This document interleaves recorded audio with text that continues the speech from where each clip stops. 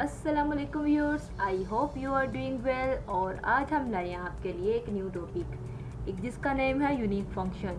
ये एक ऐसा फंक्शन है जो आपके काम को चार चांद लगा सकता है, आपकी बहुत बहुत बड़ी परेशानी को हल कर सकता है। ये बहुत ही बड़े प्रॉब्लम का एक सोल्यूशन जिसका नाम है यूनिक फंक्शन।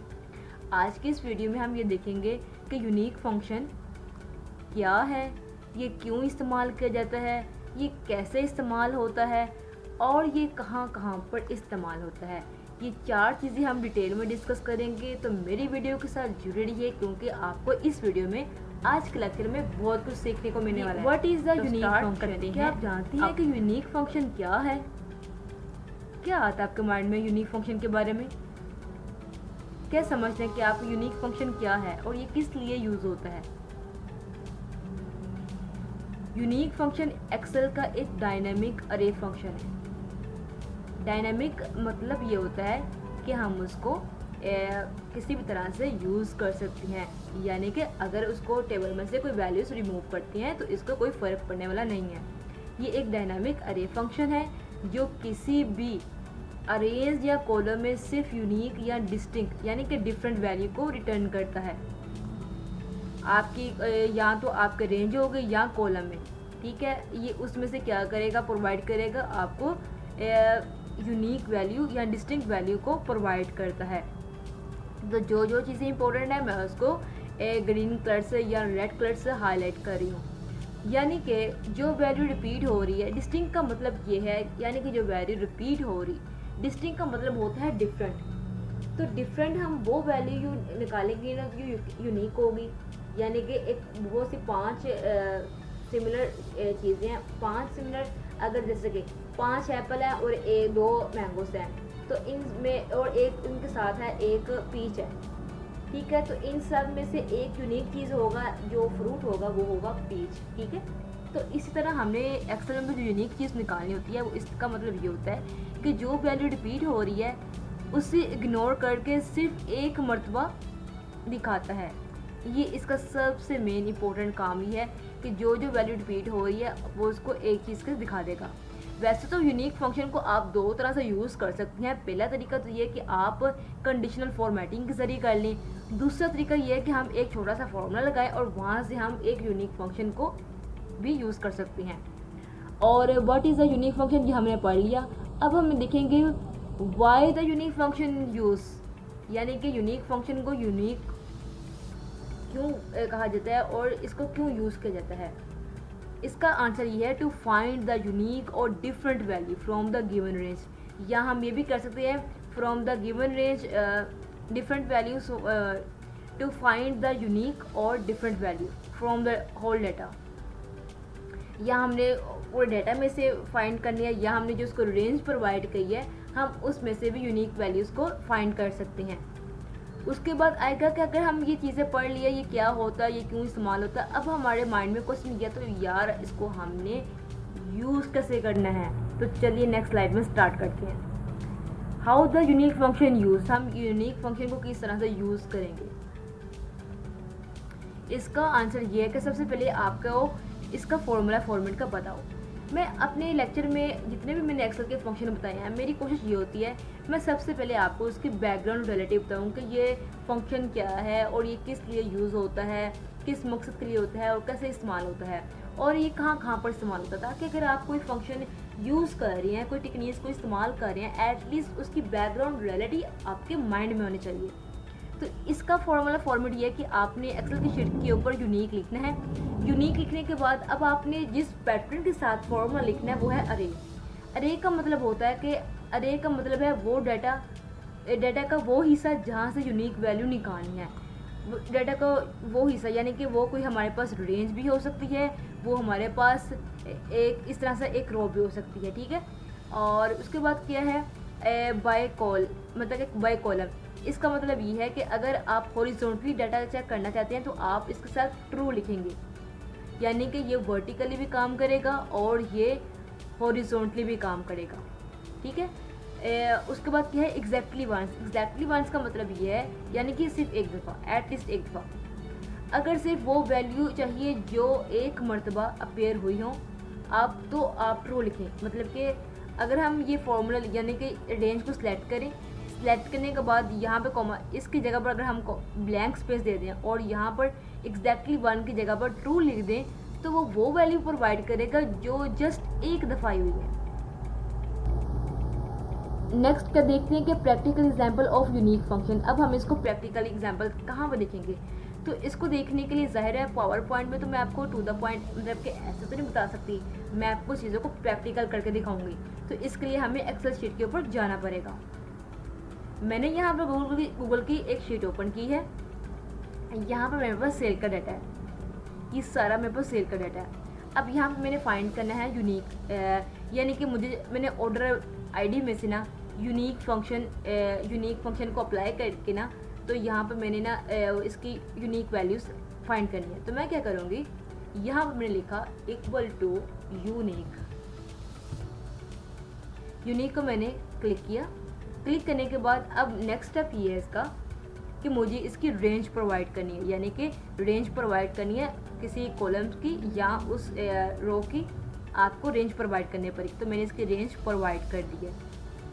रेंज को प्रोवाइड करने के बाद यहाँ पे आप कॉमा लगाएंगे। अब कॉमा का बाय कॉलम ये वाला इसलिए यूज़ होगा अगर आपने डाटा को हॉरिजॉन्टली फाइंड करना है। तो मुझे हॉरिजॉन्टली फाइंड नहीं करना, मुझे वर्टिकली फाइंड करना है। तो इसके लिए मैंने दे दिया स्पेस के बाद फिर कॉमा लगाया और कॉमा करने के बाद एग्जैक्टली वंस, यानी कि जो सिर्फ एक दफ़ा रिपीट हुई हो। तो उसके बाद इसके लिए मैंने लिख दिया ट्रू लिखने के बाद शिफ्ट और 0 करके ब्रैकेट कर दी मैंने क्लोज और इसको मैंने कर दी एंटर।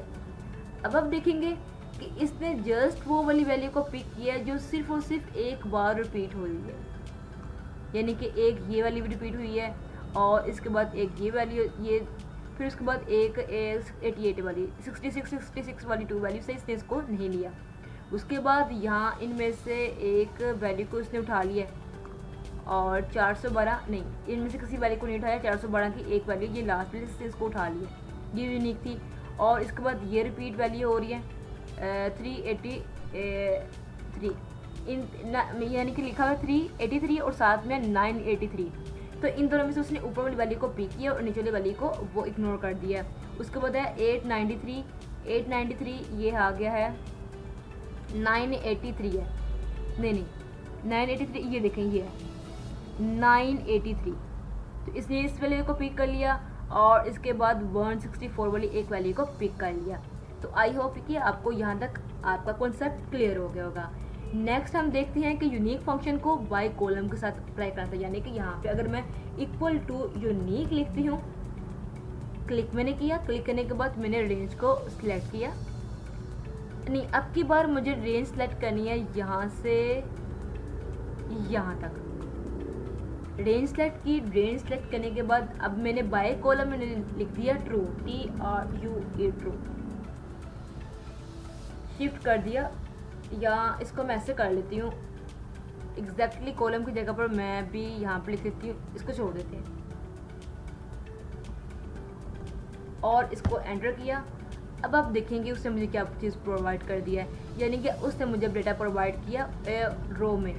तो उसमें एक मैंने जगह पर फॉर्मूला, इसका एक फ़ायदा ये भी है यूनिक फंक्शन को अप्लाई करने का कि आप फॉर्मूला एक जगह पर लिखते हैं, लेकिन बाकी का जो रिमेनिंग फॉर्मूला है, बाकी का जो रिमेनिंग रिजल्ट है वो ऑटोमेटिकली स्पिल हो जाती है, यानी कि आप एक चीज़ एंटर करती हैं और उससे डाउन, उस सेल से डाउन और उस लाइन से लेफ्ट सेल से राइट सेल पर जितने भी चीज़ें हैं वो ऑटोमेटिकली आपको रिजल्ट शो करवा देती हैं। तो ये हॉरिजॉन्टली ये वो चीज़ें हैं जो हमने यूनिक फंक्शन के साथ यहाँ पे निकाली है, यानी कि ये भी एक दफ़ा रिपीट हुआ है, ये देखें ये 2 दफ़ा रिपीट हुआ है और ओके नहीं ये 2 दफ़ा इसलिए नंबर तो इनका सेम है, लेकिन इनकी ये जो चीज़ें हैं हमारे पास आई थिंक सो के कस्टमर की ना इस सब कैटेगरी यहाँ पे चेंज आ रही है, इसलिए इसने इन दोनों को यहाँ पे पिक कर लिया। ये देखिए अगर मैं यहाँ की बात करूँ तो इसने जस्ट एक दफ़ा इसने रिपीट किया, यानी कि एक कॉलम के अंदर से, और यहाँ पर मैंने इसको काफ़ी ज़्यादा डाटा प्रोवाइड कर दिया, तो इसने इसके साथ ही तमाम चीज़ों को सिलेक्ट कर लिया। वो इसलिए सिलेक्ट किया है, उसकी वजह ये थी कि ये देखिए यहाँ पे इनकी जो सब कैटेगरी है वो डिफरेंट है, लेकिन इनका जो ऑर्डर आईडी है वो सेम है। तो ऑर्डर आईडी तो सेम है उसने लिया, लेकिन उसने दोनों को पिक किया क्योंकि उनकी सब कैटेगरी डिफरेंट थी। अब हम एक तरीका ये यूज़ करते हैं कि मैं यहाँ पे इक्वल लिखती हूँ और इक्वल लिखने के बाद यूनिक लिखा, यूनिक को मैंने एंटर किया। अब की बार मैं क्या करूँगी, जस्ट एंड जस्ट मैंने रेंज को सिलेक्ट कर लिया। सिलेक्ट करने के बाद मैंने शिफ्ट और ब्रैकेट कर 0 के साथ ब्रैकेट कर दिया क्लोज। अब देखते हैं कि अब क्या रिजल्ट आता है। ये ले, अब की बार उसने क्या किया, 165 ओके, 170 157 ओके एंड 688 गुड, 966 ये भी ओके है। और इसके बाद आ जाती है 812। अब ये देखें 812 की ये वैल्यू है, यानी कि 812 वाले ये तमाम, यानी 812 वाले ये हमारे पास सेल थे। ये सारे सेल हमारे पास कौन से हैं, 812 वाले। तो इसने इन सब में से 812 वाले में जो हमारे पास थे वो हमारे पास कितने ज़्यादा सेल हैं, तो उसने इन सब में से किसी एक को यहाँ पर पिक किया है। इसी तरह 412 आ गया और 383 आ गया। ठीक है, अब 388 को अगर हम देखें, ये भी 3 दफ़ा रिपीट हो गया हुआ है, 1 2 3 4 टाइम रिपीट हुआ है। लेकिन उसने यहाँ पर 383 1 टाइम और 983 को जो 3 दफ़ा रिपीट हुआ है उसने यहाँ पे इसको एक दफ़ा यहाँ पे पिक कर लिया। ये देखें 983,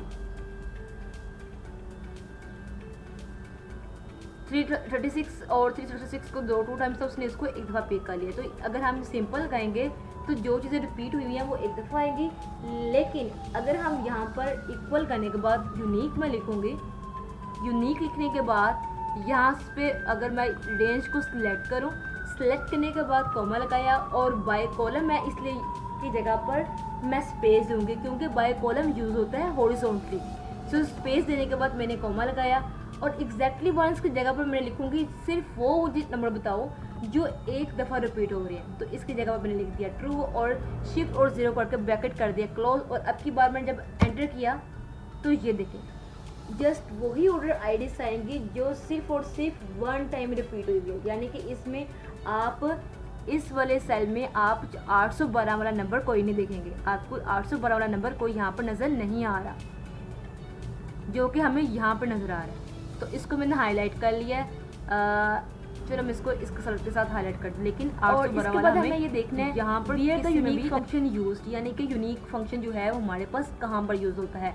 तो इसके लिए ये है कि यूनिक फंक्शन तो सबसे पहले कस्टमर, कोई भी आपके पास डाटा आ गया, यानी कि आपके पास कस्टमर के नेम आ रहे हैं, उसमें कोई भी नेम रिपीट हो रहे हैं, जैसे कि अली एक नाम है अली, वो 3-4 दफ़ा रिपीट हो रहा है, तो आप उसके लिए देख सकते हैं कि क्लास में से यूनिक स्टूडेंट क्या है, कौन से हैं। तो आप उसके लिए कस्टमर के नेम्स को सिलेक्ट कर सकते हैं, यूनिक का फंक्शन अप्लाई कर सकती हैं, लुकअप टेबल के लिए यूज़ कर सकती हैं। इसके अलावा अटेंडेंस का कोई रिकॉर्ड है आपके पास या सर्वे रिस्पॉन्स आपको मिला है, ये कोई रिसर्च का काम है तो उसमें कोई सर्विस का आपको रिस्पॉन्सेस मिल गए हैं, वापस कलेक्ट कर लिया आपने, तो हम उसको यूनिक फंक्शन को अप्लाई करने के बाद हम I hope you like this today session, क्योंकि इसमें हमने कंप्लीट यूनिक फंक्शन को what why how and where के साथ हमने कॉन्सेप्ट को क्लियर करने की कोशिश की है। जो यहाँ पे मैंने आपको बताया कि यूनिक फंक्शन एक तो फॉर्मूला के साथ यूज़ होता है और दूसरा यूनिक फंक्शन जो होता है वो यूज़ होता है, कस्टम यूनिक फंक्शन जो होता है वो कंडीशनल फॉर्मेटिंग के साथ इसको लेते हैं, यूज़ करते हैं। तो कंडीशनल फॉर्मेटिंग की जो वीडियो है वो उसका जो लिंक है वो नीचे कमेंट सेक्शन में दे दूँगी, तो आप उसको देख लीजिएगा ताकि दोनों के कॉन्सेप्ट जो हैं कंडीशनल फॉर्मेटिंग के और विद फार्मूला के साथ आपके क्लियर हो सकें। If you have any question, then then tell me in the comment section. We will meet again in the next session. Allah Hafiz.